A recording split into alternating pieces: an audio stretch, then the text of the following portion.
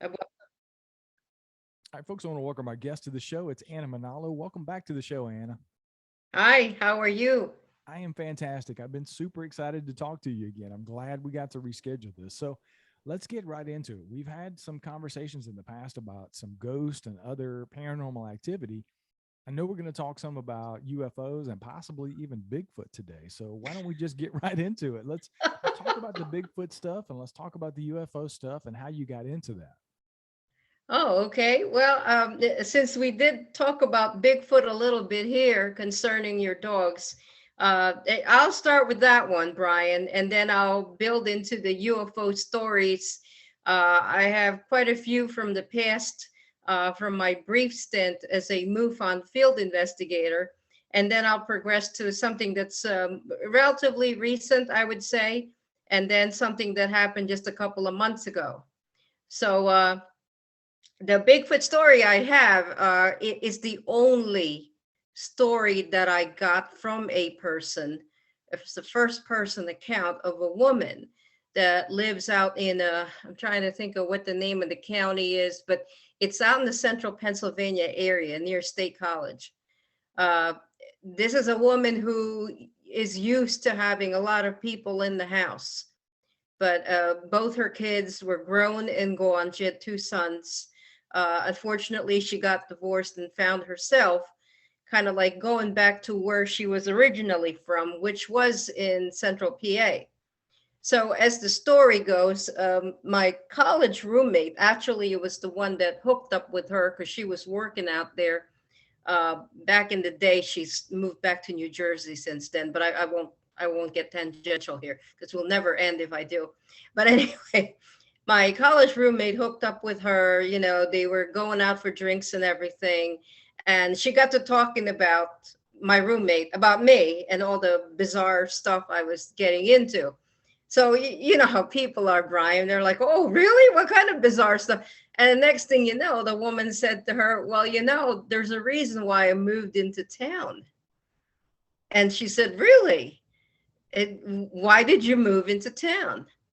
And apparently, she had bought a rancher that was in the middle of a field.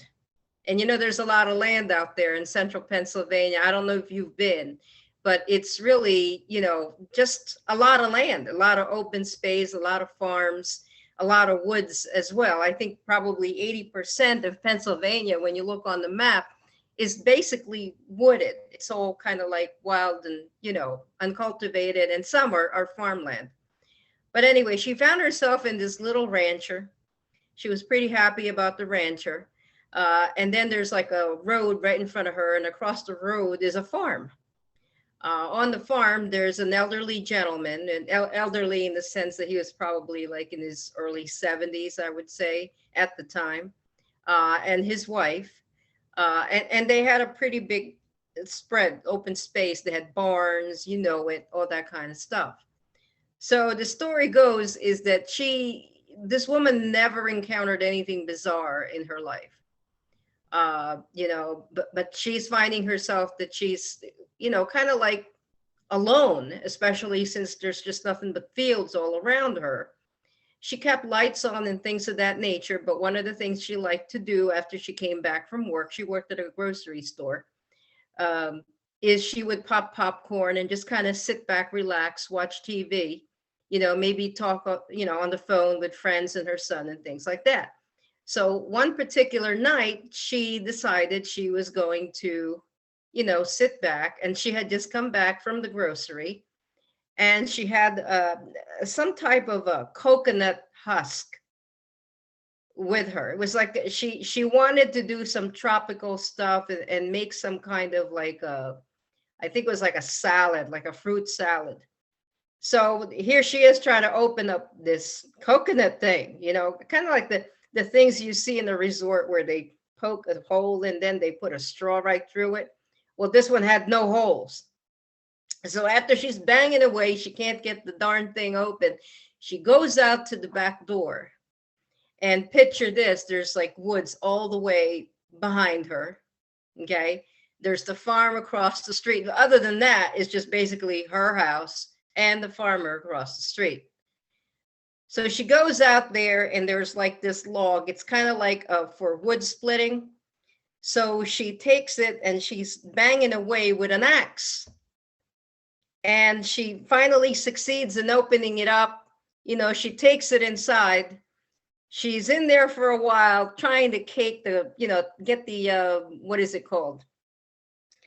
The meat out of the coconut. She puts it down and she hears something scratching on the door that she just came from, the back door.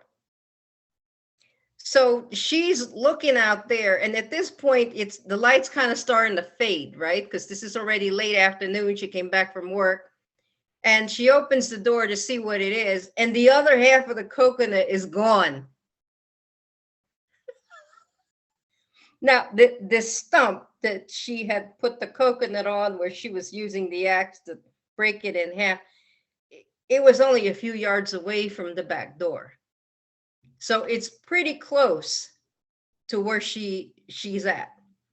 So, it's kind of like a bad movie. She's standing there trying to figure out what happened. She's looking around, and it's almost like, my roommate said to her, why didn't you just go inside? You never know what's out there. You're by yourself. And she's like, I didn't even think of it. I thought maybe it just rolled away or something, or some squirrel took it. Then she went back inside. Okay. And another day, she's popping popcorn. So she's popping popcorn, pop, pop, pop, and all that kind of stuff. Next thing you know, something is really furiously scratching the back door. And then she hears this kind of like banging on the, it had like some kind of aluminum siding, I guess. It was banging on the wall in the kitchen. So at this point, she's looking, she sees hair at the side of, she doesn't dare open the door this time. She had the presence of mind not to open the door. She sees hair or something. And she turns the light on, and there's nothing that she could see. So she locks the door, she draws the curtains, because the door is kind of like one of those things that had a little window. She draws the curtains. She goes back towards the living room, and she's just sitting there eating the popcorn. And she figures she'll ask the farmer tomorrow if he was trying to visit, because, there's nobody else. She crosses over to the farm the next morning, introduces herself. She'd never met the people before. And they said, oh, yeah, you bought that house across the street. We've seen you, yada, yada, yada. And she said, well, I'm just curious because I'm new here. I've never lived this far out of town. Do you get a lot of burglars or people trying to break in? Because someone was banging on my, the side of my, and the guy says, I'll come with you. Show me where you heard it, and let's see what you have. So then he leaves his wife, crosses the street, they walk over, and there's the massive scratches on the side of the house, on the aluminum siding. It's like these huge claw marks almost. And it was like, if you think about a can opener, it looked like a can opener had been used to try and claw right through the siding. So it goes on. This is going on now for like a period of a week. And one particular afternoon, the dusk had just settled. And she sees something running across the street from the barn of the farmer. There's the farmer's house, and then there's a barn off in the distance, running from the barn all the way into the woods. And I think the guy had like some kind of livestock. She doesn't remember what it was, but she said she thought she heard animals, like, making noises and stuff like that. So she wanted to let the farmer know. So once again, she locks her door this time, crosses the street, and says, someone just was in your barn. I saw it from across the street. And the farmer comes out from the side of the house and he said, how was it running? Was it a man? Was it carrying a gun? And she said, it was like a bear. She said it was a huge bear just dashing away from the barn. And the guy says to her, honey, bears don't run on 2 feet dashing out of the barn. She said this was a really huge bear. He says, that's no bear. Wow. So many people have had those similar experiences where they see something and they automatically, the only thing their brain can process is that the only thing that big could be a bear. But like you said, Right. bear do not run on 2 legs. They can stand on and walk on 2 legs for short distances, but running, it doesn't happen. No. So I think she got creeped out, and shortly after that, and she had called her sons and said she was renting the house. She had to break the lease. So she moved into town instead, and she said, I'll never be that isolated again. I'm not going to be out there by myself in the dead of night. And the darn thing, I mean, broke through. It would have been the siding, and then I guess the drywall would have been next. Whatever it was trying to claw its way in to get the popcorn. Wow, that's crazy. Well, so that's my Bigfoot story. It's always good to start a show with a Bigfoot story, but let's get into the UFO stuff. How did you come to be a field investigator for MUFON, and certainly take us into some of the more interesting things that you discovered as you were doing your investigations? Well, Brian, I got to tell you, it was, from what I recall, it was 2007. It was late 2007. My husband and I had gone to dinner at one of his friend's house. And the gentleman, who was a very interesting person, and in the course of the evening, we had a lot of laughs and everything. And finally, we gravitated to the living room, and we were having a couple of drinks there after dinner. And I saw this huge black binder sitting on the coffee table. And I was just wondering what it was. I knew his wife was an English teacher.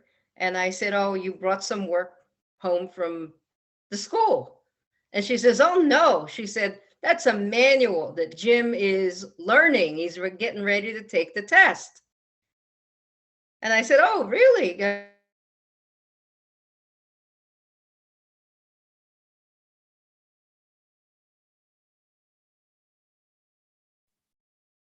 Anna. All right, we lost your audio for some reason. Can you hear me? Can you hear me? Can you hear me? I can now. Let's do this. Oh. Let's try. I lost your audio right after you basically got to the point where she said he's studying the manual to take the test.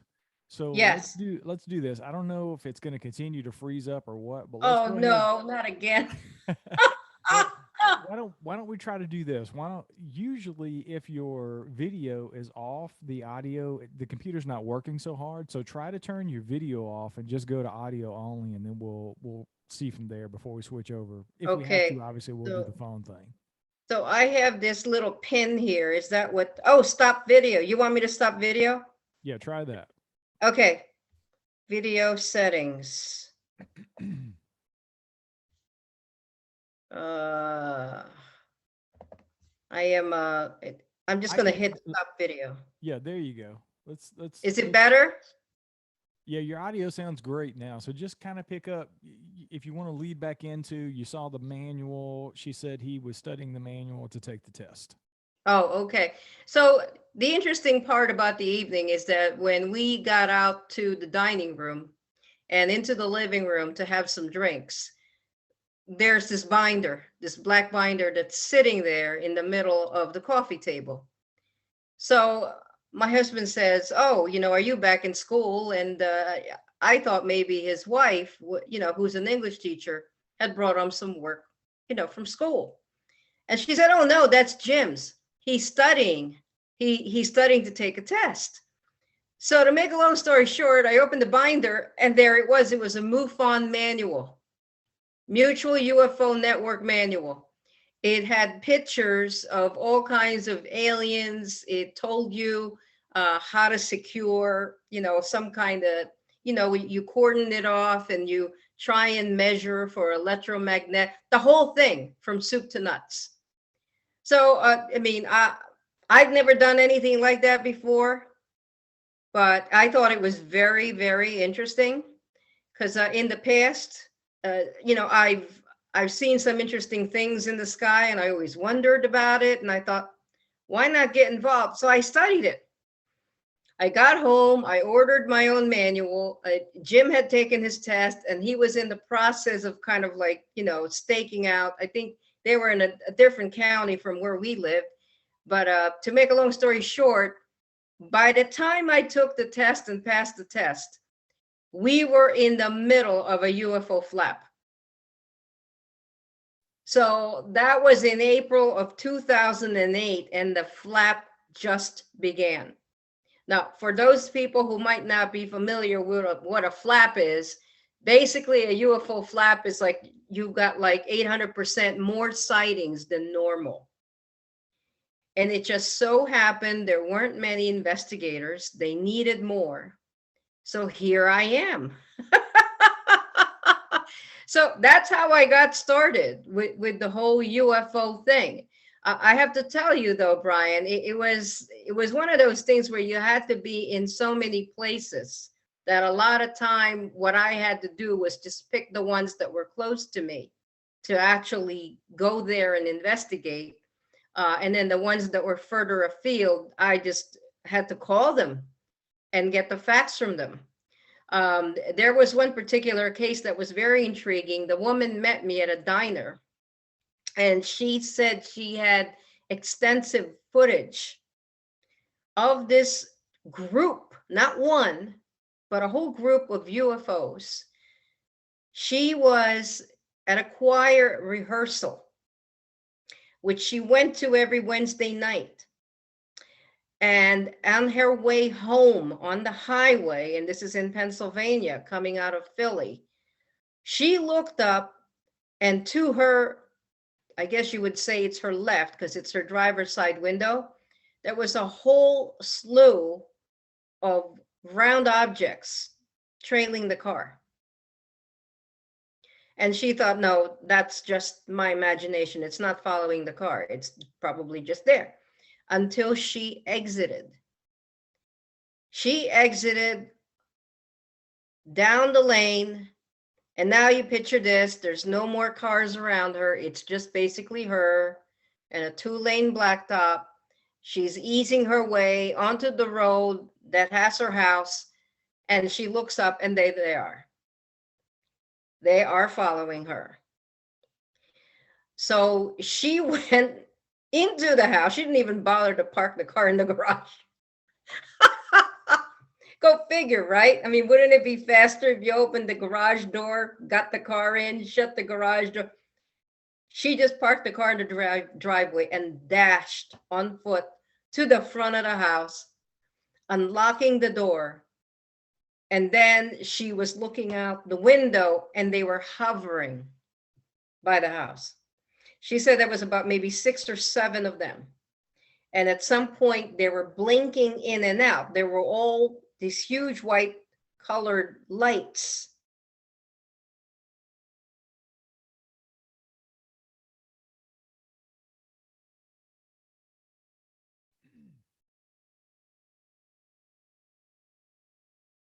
I lost your audio again for some reason. I don't know if you're talking or not, but if you can hear me, I can't hear you.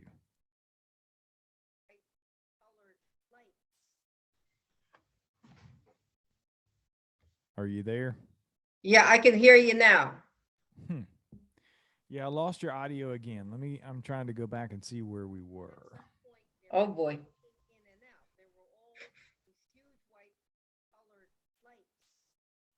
Yeah, you basically got to the point in the story where she looked outside and there were these huge white blinking lights. So you can pick up Okay. there if you want.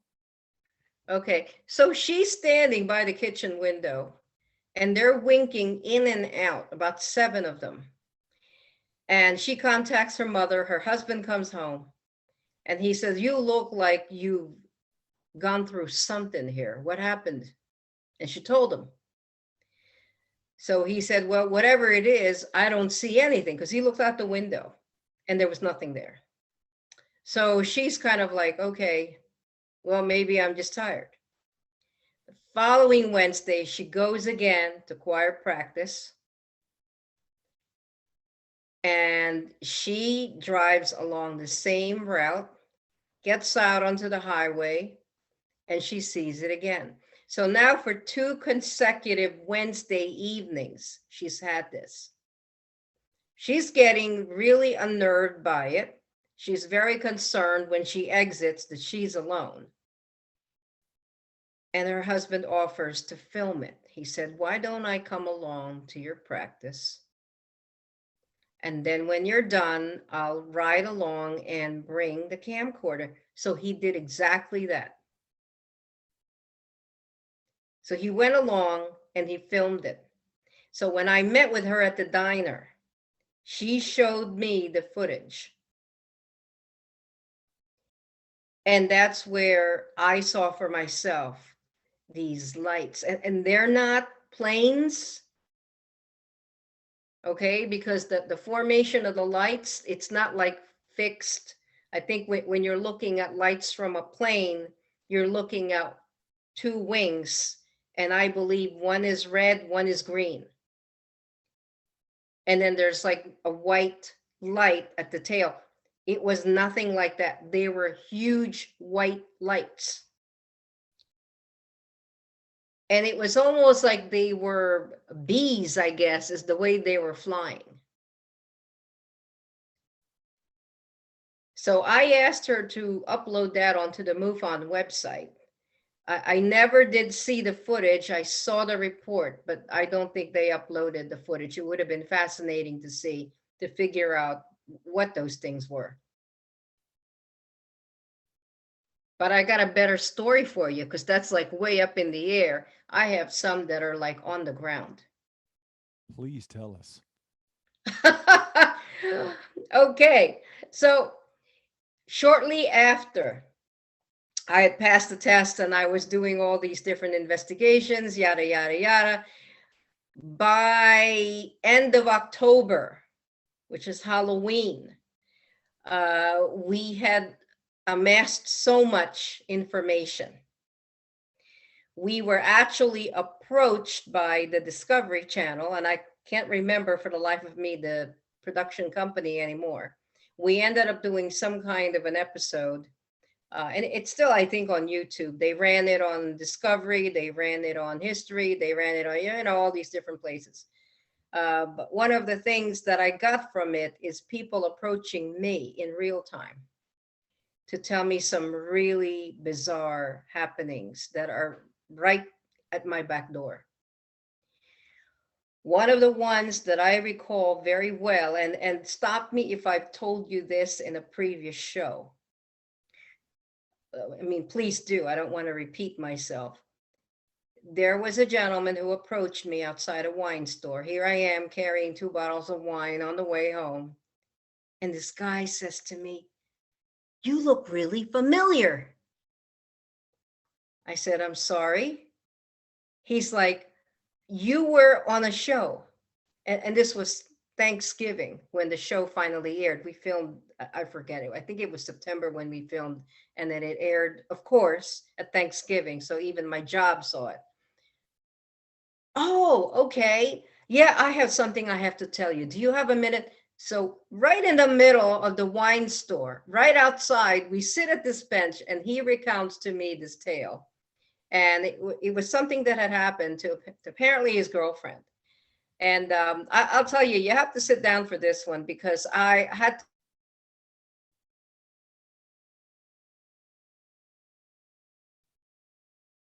All right, I lost you again, Anna.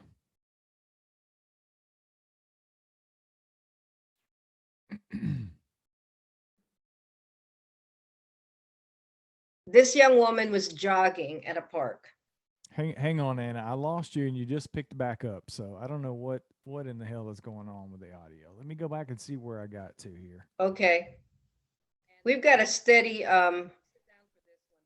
internet over here. I'm not seeing anything. Yeah, I don't know what's happening. It must be my energy.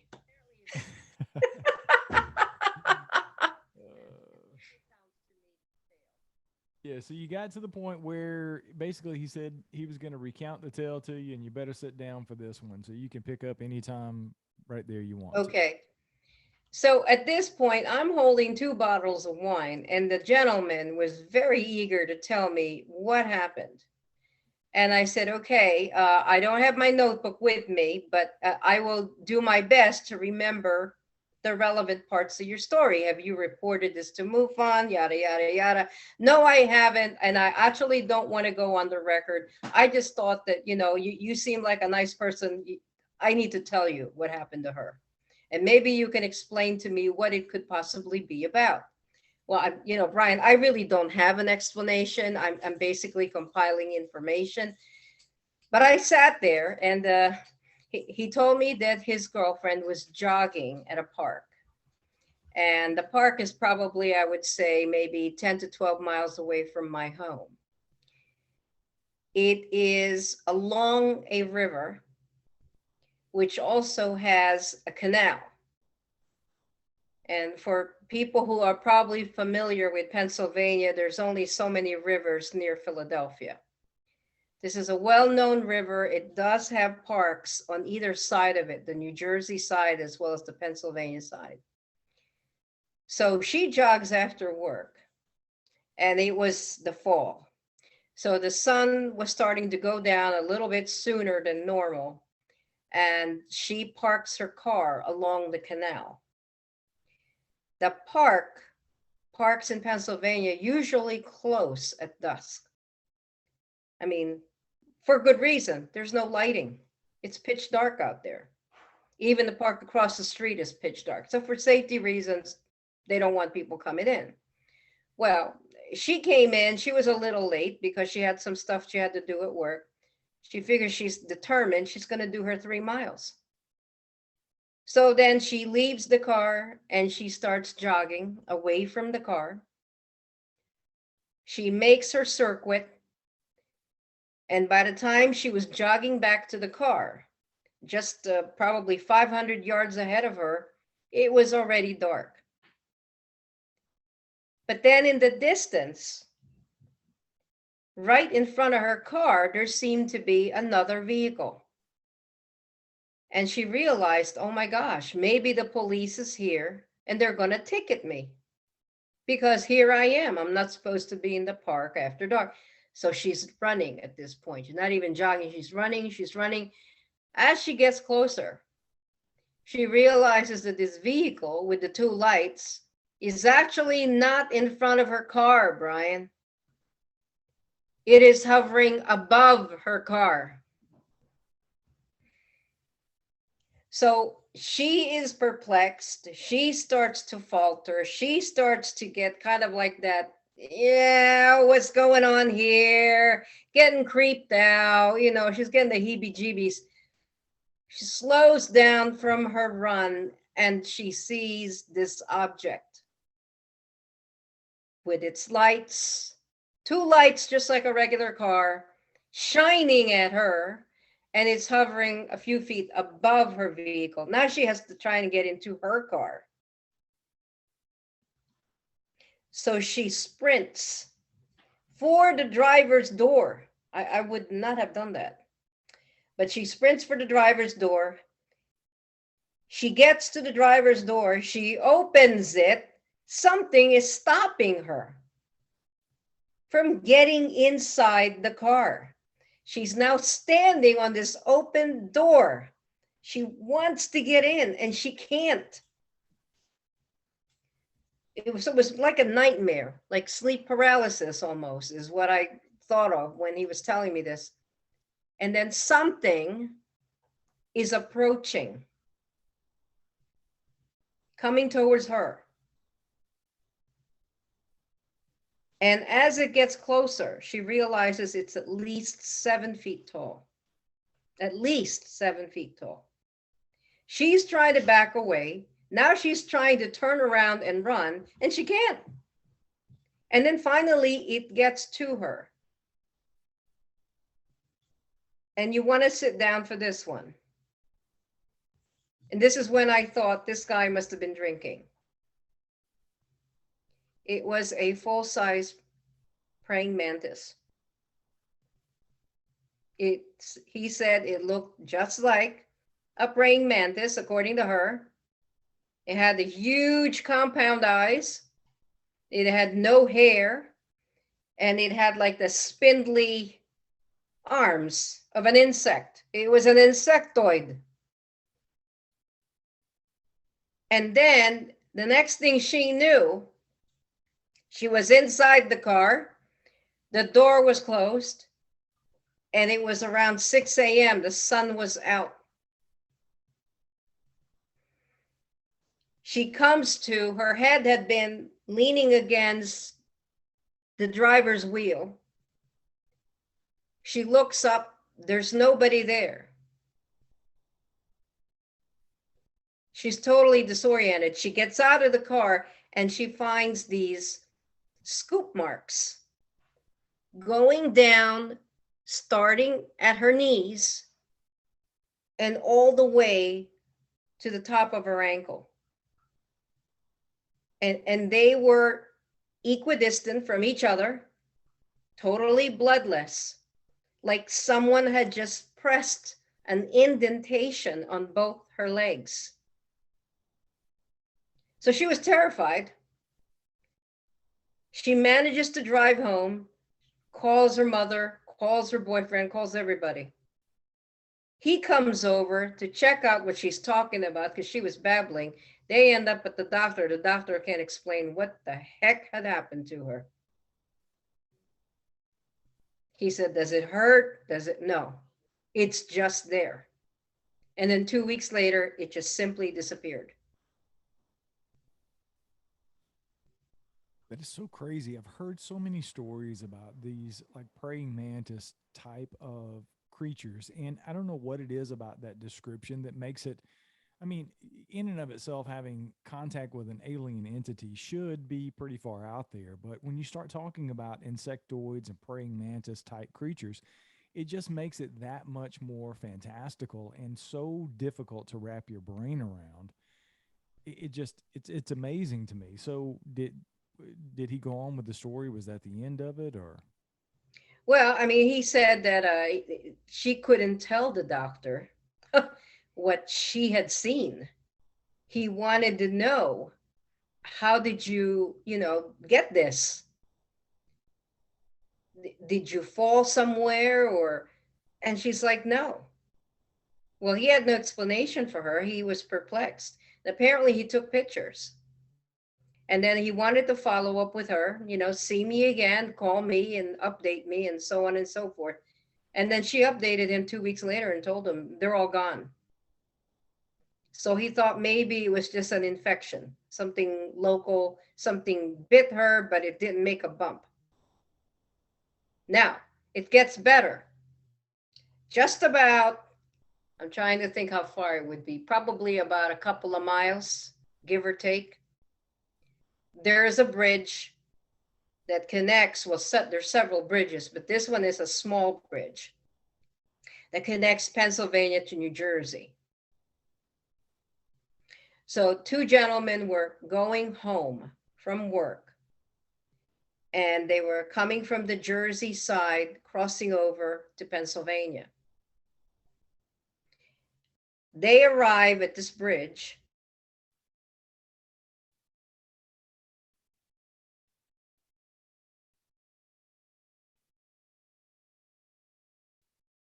You dropped out again, Anna. If you can hear me. Yeah, I can hear you. All right. I can hear you. You dropped out again, and we got to the point where they arrived. You said they arrived at this bridge. Okay, and at this bridge, they had to stop because there was a van blocking the way. What's odd about this one is that the van was kind of like just moving very slowly on its own, and the two front doors were open. So this guy who's driving says, they're blocking the way. Can you see what's going on? Maybe they're looking down the river to see what's in there. So the passenger side door opens, the guy comes out. He looks in the driver's side door. There's nobody. There's nobody driving the van. He looks behind the van. The sliding glass door is open. There's no passengers in the back. The van is totally empty. So now the guy comes back. He says, there's nobody here. Driver parks the car. They're looking over the bridge. They thought maybe somebody jumped over the bridge. They're looking, hello, no one.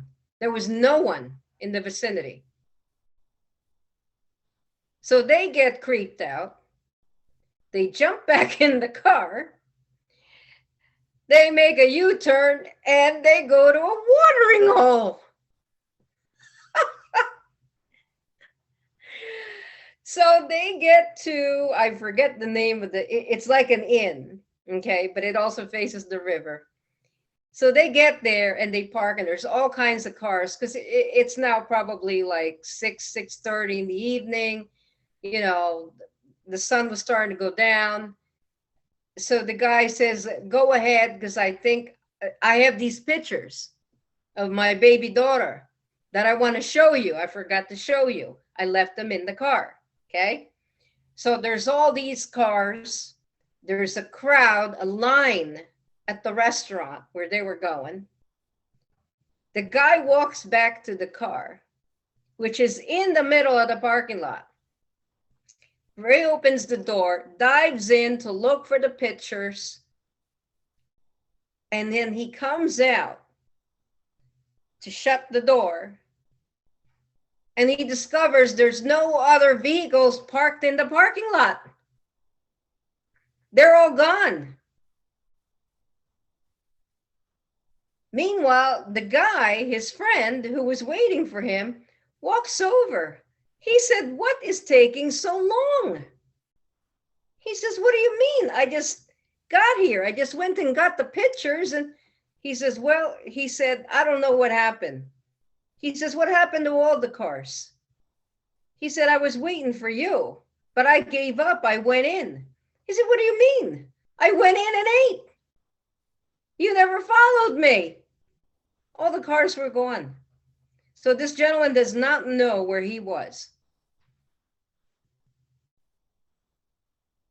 I don't even know what to say about experiences like that, because people have talked to me about having lost time, and a couple of minutes here and there, or even a couple of hours, and I just don't know what to make of it. I've even talked to people that have been out doing Bigfoot research who have gotten disoriented, and they could see where their car was parked, but they couldn't make it back to it. I mean, do you have any explanation for that other than just it being some sort of possible contact with aliens? I mean, where do you come down on that kind of phenomenon? Well, I mean, in this particular case, the gentleman wanted an answer.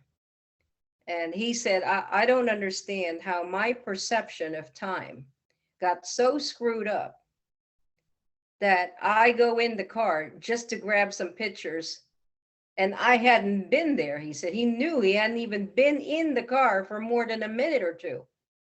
He said, and suddenly the whole parking lot, and he said the strangest thing of all, he said he didn't even hear any of the cars around him leave.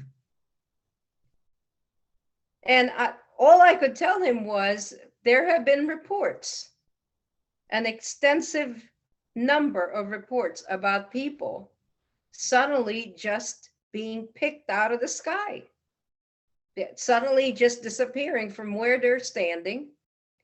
And they have no idea how they end up in a different place. In your case, you end up in the same spot. So he says, what you're telling me is someone just picked me off, took me up somewhere, and then dropped me back down. I said, yeah, do you feel any different? were your clothes on backwards? And he does not recall. And the bad part about this that I've noticed from witnesses is that they are so afraid. They don't want to be scrutinized, because I said to him, one of the things that could help is if you got hypnotized, to see if you could recall where or what happened to you in that 1 or 2 minutes that you claim you were out in the parking lot. And he was afraid he would lose his job. Somehow his boss would find out, which is really understandable, Brian. I mean, I could really, I mean, the whole time I was involved with MUFON, I got called into HR because there was, people watching that episode, and there I am. Oh, look, that's Mrs. Such and Such on TV. And, when you work for a school district, they don't want to see that. So these other people have the same kind of concern. They just don't want any publicity or any kind of unwanted attention. And this guy said, you know what? Nothing happened to me. I'm fine. Because I was also wondering whether he had any kind of, sometimes there's radiation or anything, first degree burns and stuff. I mean, there's a case where there was first degree burns on the person. In this one, there was none. A third story that happened around the same time too is a bunch of college students. And this one, you remember the orbs I was talking about in the sky. There were the white UFO orbs that were chasing this girl who was coming back from choir practice. This one, they're closer to the ground. They were actually following a car, and they were huge red lights. And these kids were, having a good time on a Friday night. They were coming back from somewhere, and it tends to happen really late. And it seems like there's three factors involved. I don't know what you think about this, Brian. There seems to be the presence of water. Okay. Like with the woman who was jogging, there was the river. The two gentlemen with the van, whatever was happening to the van, it was over a bridge. There's water. And then again, with this third one, they were approaching a pond. So again, there's water. Two, they are all in a remote area where there wouldn't be any witnesses. Even with the restaurant, they were out in the parking lot by themselves. Everybody else was inside. There wouldn't have been anybody seeing this guy instantaneously disappear when he goes out into this parking lot.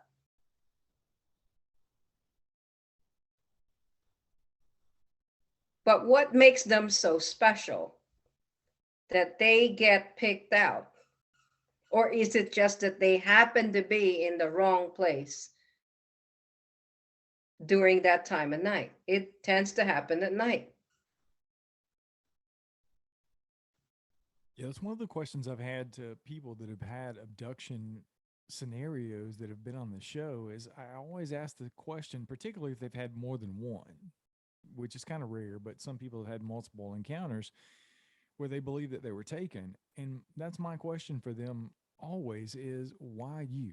Why have you been chosen for this? And a lot of people don't know. Of course, it's speculation for most people. Some have done some research and found out that they've had people in the past in their families. It's sort of a genetic thing that people have had these experiences over the course of many, many, many generations in some cases. But I don't know. I mean, did you ever come to any answers for yourself while you were doing these investigations as to why these people were singled out and others weren't? Well, you mentioned something about genetics. There is one case that comes to mind when I was on the STAR team of New MUFON. And the STAR team was a special team who would monitor what came across the MUFON reporting board. And if you saw that this was something you thought the team should investigate immediately within 24 hours, you should contact them. But I also saw on that board some people who were frantic, totally terrified, and needed to talk. And one of them that stood out was a case that was somewhere in the Midwest. The report will tell you where it is. I just don't know, I don't have permission to actually mention the name of the town. The woman reported this on the board, gave her phone number, and I thought it was worthy to call. As most of them, we have an obligation to call. I called her up immediately. She was alone in this huge house. Her grown children were all gone. She was retiring to bed. She's an older woman, not older as in elderly, but I would say in her late 50s. She had a room, her bedroom, that was facing a field.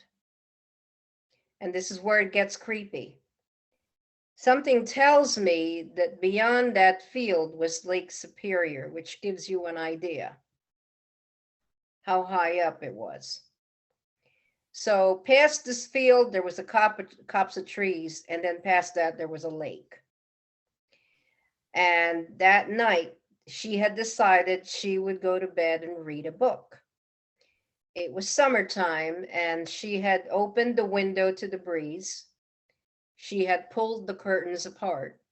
So now she had this commanding view of this field beyond, with the trees past that, and then you could see like a line where the lake started. So it was beautiful, really picturesque.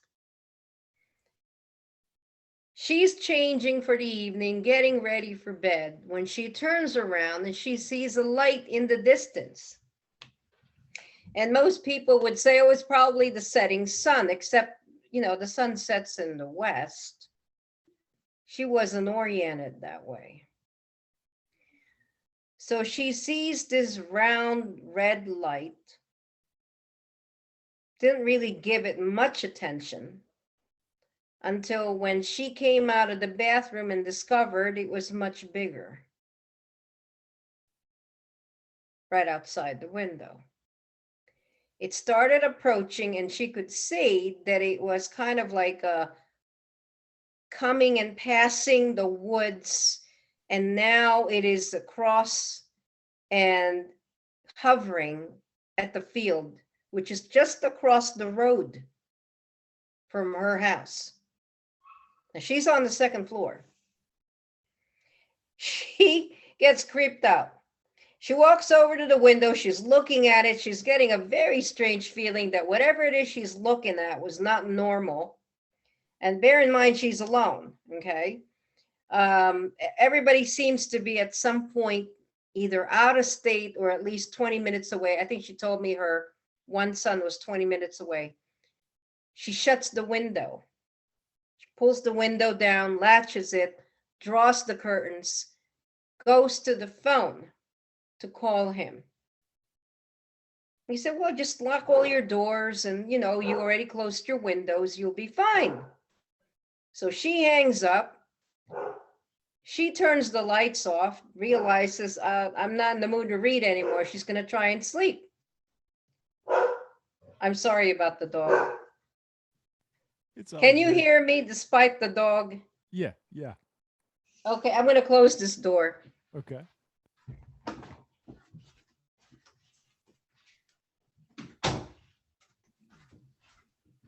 So what happens next is that she wakes up and feels that there's something in the room with her. She opens her eyes, and there is something looking down at her. And if you recall the jogger, there is a very, very strong resemblance, the way she described to me, this creature that was looking down at her. The same kind of height, 7 to 6 feet tall at least. It was spindly. It looked like some kind of an insect. She was terrified. She was paralyzed. She found she couldn't scream. She couldn't speak. She couldn't move. And then it extended some kind of a wand. She had no idea what it was, but it went into her navel. The wand went into her navel. And at that point, she was totally paralyzed, had no understanding of what was going on. And then it receded as if it went into the wall. And then she fainted. So now she wakes up and it's morning. So once again, we've got that same scenario again. She calls her kids, tells her son who's 20 minutes away, you got to get over here. Something happened to me and I'm not crazy and yada, yada. He takes her to the doctor. Okay. And this is now the second phone call. A week later, I'm on shift again and I'm manning the website. I recognize the name, I recognize the area, and now she wants to have a follow-up phone call. I call her up again, ask her how things have been going since what happened to her. Did you indeed go to the doctor? Yes, I did, she said. And I am really now terrified. I said, tell me what happened. Went to the doctor, had to get some tests done. They had to do a CAT scan of my abdomen, where that creature had put some wand in my navel. And the doctor.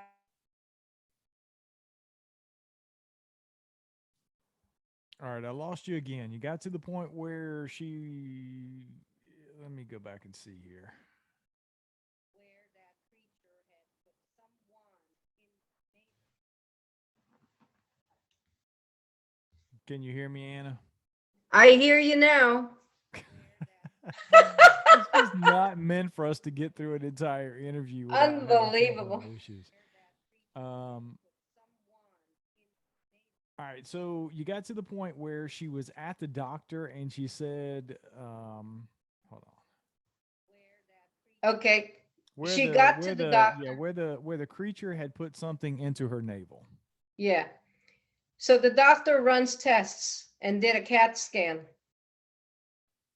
and told her that she probably had cancer. So we ended up having a conversation that lasted about an hour. It wasn't supposed to because there were other reports coming in, but it did because she was very distraught. And she told me it either did one of two things. It either gave me cancer or it came because I had it and I had to find out. And I said to her, speaking of genetics, does cancer run in your family? And she said, no. But I think, she said, just in my head, that whatever it was gave it to me. She was convinced it gave it to her, it made her sick. And she said she has no control over it. She's going to think about like moving in with her son, selling the house because she just does not want to be there again. I can't say that I blame her. I've heard people have conversations with me about in the past that have had experiences that have said, they've experienced things where they've been exposed to radiation after having close encounters with these ships and these entities, and to the point of even having some burns that are visible at the doctor later and them having to lie about it. But I couldn't imagine, it's so fascinating to me that she felt that this thing gave her cancer, or the other alternative was maybe it was there to help her discover it, to maybe get treatment or whatever. But I can only imagine what she was going through after having that experience in the house. I don't think I would want to be there either. It's sad because, like, in some cases, I've heard of people report that these are benevolent beings who try and heal us. And I was trying to console her and tell her maybe it saw something and it triggered the visit because it saw there was something wrong and it wanted to alert you there was something wrong. but she did not like the encounter at all. It left her very troubled and obviously very terrified. It's sad. It really is. But once again, there's a situation where she's alone. There are no witnesses. It seemed like a remote location. It's lovely, but it's remote. Yeah, those similarities seem to ebb and flow throughout all of these stories that I've heard. And it could be out of convenience and it could be something more to it. I mean, it's certainly subjective and we obviously don't know, but it would make more sense that these things or these entities are taking people from areas where they're less likely to be seen. But I've also heard stories where people are pulled out of high rises in front of the police officers in New York City. So I guess it just runs the gamut. I know you Yeah, what mentioned, was the name of that case? I think the guy was an ambassador or something. yeah, He was I in the don't, car. yeah, I'll have to do some research. That's the case that you're talking about, and the names and the specifics escape me. But yeah, it was somebody that was fairly well known, and he was seen on the ground by these police officers flying through the air, basically out of a high rise in New York, Mm-hmm. and being taken Mm-hmm. into a craft. Yeah, yeah. Well, I It know you just mentioned that you had something that was a little more recent. What is the most recent case that you're familiar with and that you well, dealt with? Brian, I don't know what this is. I actually was discussing it in a different show. This is very close to home, this particular case.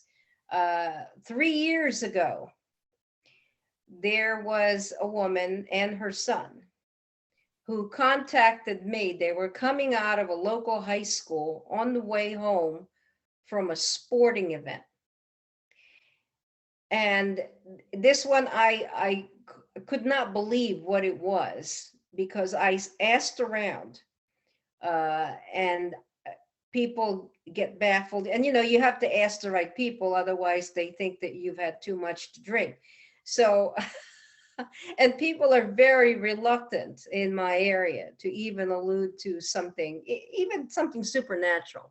You just don't talk about haunted houses and things of that nature here. But this one here is not a haunted house. Okay. This is not the kind of variety that you would talk about with ghosts and things.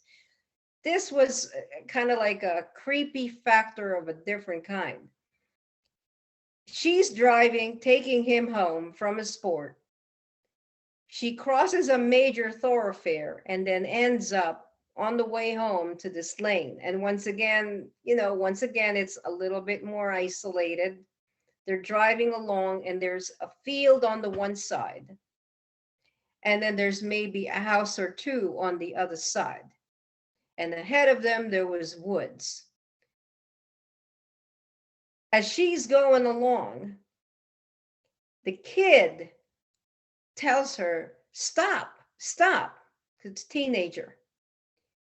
And she steps on the brakes just in time for this creature that's about 3 feet tall to emerge from this field and cross the road right in front of them, just a few yards from the bumper of the car. She was so terrified, she just stood there with her mouth open, and she described it as your typical ET, your gray alien. No hair, huge eyes, and it was thin, and it wasn't wearing anything, like it was more like a tight fitting thing. But the odd thing that the kid explained to me was that it was walking upright, but the knees were inverted. The knees weren't facing front, it was facing back. So if you think about like the way a goat walks.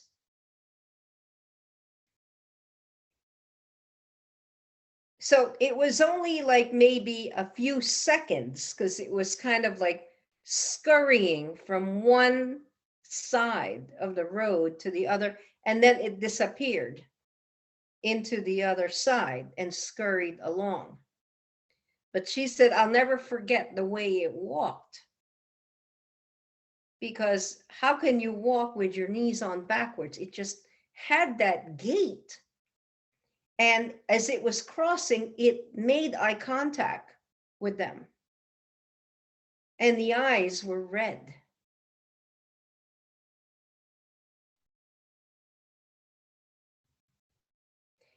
Now, can you hear me?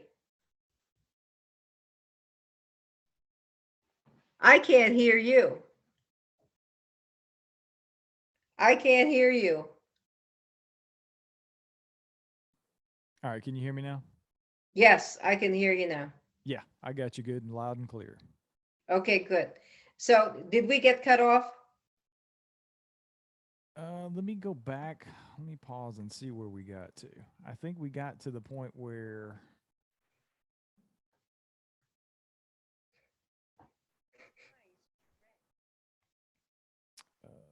I think the last thing that I heard you say, it's very similar to. Yep. I got up to the point where it made eye contact and they saw that the eyes were red. Okay, so that's good. We didn't miss anything. Yeah, Okay, so now go ahead. we flash forward into just about 2 months ago, this year. There is a farm close to here. Now, my house, one side, there's woods. It's not very extensive, but big enough, I would say, that it probably is about maybe quarter of a mile long, quarter of a mile by a half a mile in depth. Adjacent to it is a farm. It's a pretty extensive one, about 80 acres or so. There were two farm hands that were working on some kind of machinery in the middle of the farm, in a field. I think they were doing something to the soil or whatever it was. And right behind the engine of this farm vehicle, this thing just emerges and casually walks past them.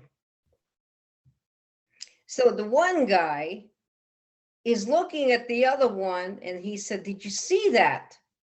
And the other guy gets up from whatever he's doing in time just to see it. And the first thing he sees is the knees are on backwards. It's the same creature 3 years later. And it's walking away. And the guy is like, "What the heck is that?" So anyway, I get a phone call from the woman who owns the farm. She said, "Can you come out here?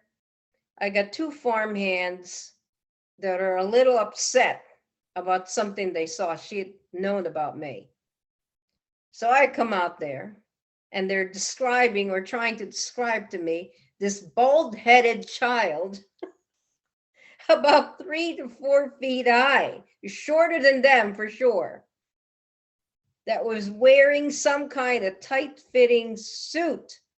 And they said that it looked emaciated and it had the knees on backwards. It was walking like a goat.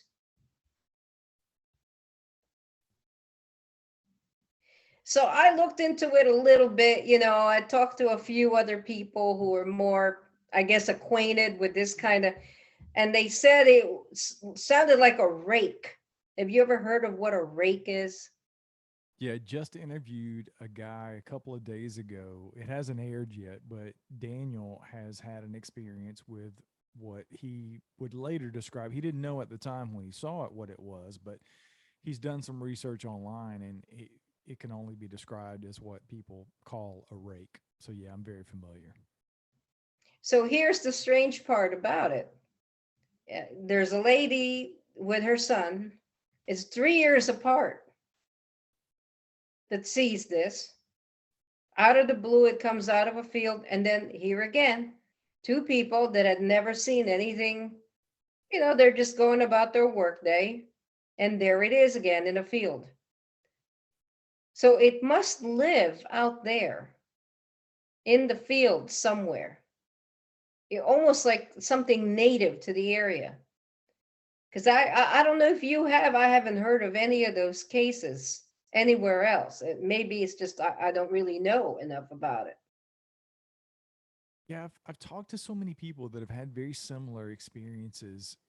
There was one that comes to mind recently. I don't remember the guy's name. I'm horrible with that after I do the interviews, but he and his friend had an experience where they saw some lights and what they perceived to be a UFO. And as they were leaving the area, they both saw this tiny 3 foot tall, very similar creature to what you described. That it's like the quintessential gray alien that everybody sort of has that picture of. If you're, you know, into this sort of thing at all, everybody knows what a gray looks like. And they're this thing standing on the side of the road as they're leaving this encounter with these lights in the sky and what they perceive to be a UFO. And it just baffles me. I don't know what to make of that. Either these people are absolutely batshit crazy, they're making their stories up, or they see what they said they saw. And then if they're seeing this, like, what's the creature doing here? Why is it showing itself? There's so many different questions that come to mind, and there's so many rabbit holes that I want to go down and try to get answers to that. And I'm afraid that we'll never know, honestly. But it just doesn't make sense to me that if this creature's here, why would it just show itself to people randomly? It's almost like the Bigfoot stories and the roadside crossings when Bigfoot crosses over in front of cars. And I've even seen videos of what looks like a Bigfoot to me crossing in front of police cars in Georgia. You know, it's just strange to me that these creatures are showing themselves, but I don't know. I just don't know what to make of it. It's fascinating though. It's very strange, but one thing I did, and I don't know if it's just they forgot or whether it's not part of the experience. Um, in this case, it's almost like they just see them like as if they're just walking, casually just walking. No big deal. It just seems like they're part of the landscape. They don't feel anything strange, like before a ghost sighting, things kind of freeze up. The sound kind of gets muffled and things like that. But with this particular creature, something tells me that they'd been here a while. They'd been visiting for a very long time because they're very casual about the way they're not even really alarmed when these people see them. It's almost like they expect to be seen. Yeah, it's really strange, and it almost makes me feel like there's some sort of interdimensional thing that gets sort of Mm-hmm. intertwined with the other one, and it's almost this coexistence thing where it's like, oh crap, they're seeing me, but there's nothing I can do about it, and it's I don't know, it's like they're not really there, but they are. I don't know. It's kind of hard to explain, but it's over the years of getting into the subject and aliens in particular, I've always felt like that it was something more interdimensional, and these things are able to sort of coexist with us on some different plane and they come in and out of it. I don't know. I could be wrong, but that's just sort of my take that I've evolved to have, at least as we sit here today. That's kind of more what I think. And it kind of makes sense to me that that's how these creatures are seen. And that would be one of the reasons that it might make it plausible that people are seeing them the way they are. I don't know. But Interesting you know stuff what? as You have a always. point. You have a point, Brian, because when you think about like where were they coming from? Because one minute they're there, the next minute they're gone. So in the case of the one 3 years ago, I actually went to that field. I put boots on, I brought my dogs with me, and I always bring the dogs because if I'm not going to sense something, they sense it first. I want to hightail out of there before something. People say to me, "Oh my gosh, you got to bring your husband, bring somebody, bring your stuff." I was like, "No, they don't want any part of it. They don't want to be out there." So I bring the dogs. But the strangest thing is, like you said, it must be interdimensional because one minute they're not there, the next minute they are there. So, what are they popping out of? They're probably popping out of one dimension, going into ours, just enough for some people to experience them. Why? I don't know. And then they pop out again. There were no footprints, nothing that I could see. I mean, other than deer prints. And this creature had feet. The only thing that was strange about it was the knees were on backwards. Yeah, that's one of those details that's always kind of freaky every time I even think about imagining something walking that way, it just automatically takes you to those crazy, scary movies that you see with the, Yeah. anything you want to make super scary, you just turn it around backwards and it makes it 10 times scarier for whatever reason. So Yeah. I want to talk about your books. I know I don't know if you can talk about it or not, but as much as you can, tell us about what's coming up and what's the future of more books that we can look forward to from Anna Manalo. Oh, okay. Well, actually, this coming Memorial Day, I have my third book coming out on Amazon. It's called Haunted Heirlooms. It's for people who really want to be terrified by haunted objects. You're laughing, but there's four people, and I'll tell you a little bit about the history. I uh, I bought this wing chair way back in the day when I was in college. It came with an occupant. And I will never forget that because I'm not really the type that gets involved in seances or tarot cards or Ouija boards because I know how dangerous they could be. But I had a friend who used an Ouija board, knew how to run a seance, or at least she claims this is the first and last seance I ever went to. But in this particular case, whatever was in there elicited quite a reaction. So it was not pleasant, obviously. It terrified quite a number of people because there was a lot of witnesses. We had taken it out of my dorm for the plain and simple reason that whatever was inhabiting it was seen outside of my building. And as a woman was passing who was actually running, she ended up getting hit on the leg by whatever this was. It was the phantom of a woman. She was wearing a 1920s dress. Wow. That's how old the chair was. So it began from there. And I, being fascinated with antiques through the years, because I lived in Connecticut, I'm from Connecticut, I would drive and look at antique shops all over the place and did what I could with the limited budget that I had. And finally, I got to know some people, and some of them chose to share their stories with me, which I compiled in this third book. And it's pretty creepy, Brian. It's not something you read at bedtime because you might get nightmares. I definitely can't But wait that to is read coming it. out.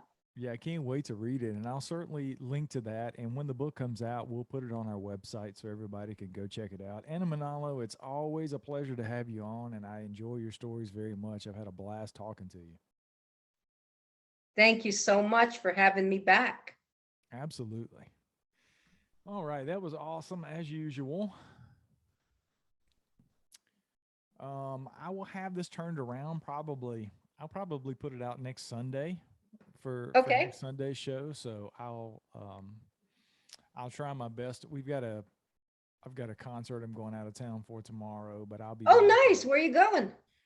It's just a day trip. We're going up to Charlotte for a concert, and then we'll be back home. So, Oh, okay. Okay. but I plan to Yeah. have this turned around, like I said, on probably for next Sunday's show. So All right. everybody will be excited. They love you on the show. So Great. I'm glad. I'm glad. yeah. Yeah. Yeah. Well, Well, it's going to be a nice hot weekend over here. it We is got some rain pouring rain showers. outside. We've had rain for like 3 or 4 days, and it was like 60 degrees today here. So it's been kind of unpleasant. I'm not looking Oh. forward to going out and putting the chickens up in this rain. That's gonna suck. Well, we might have some ribeye. We'll see. I don't Awesome. know. I got sticker shock. I went to Costco last night and I walked out without anything. I said, This is just horrible." Yeah, the inflation is unbelievable. That's what I'm about to do. I had an interview before you, so I got to feed the dogs. I had like 15 minutes before I started your interview, so I went in there and fed the dogs, and my better half's at work this afternoon, so I'm about to go in there and scarf something down. I'm about to starve to death. Oh my gosh, I'm so sorry. Well, you have a good night, Brian. You too, Anna. It's always a pleasure to talk to you. Thanks so much. Bye bye. Bye bye.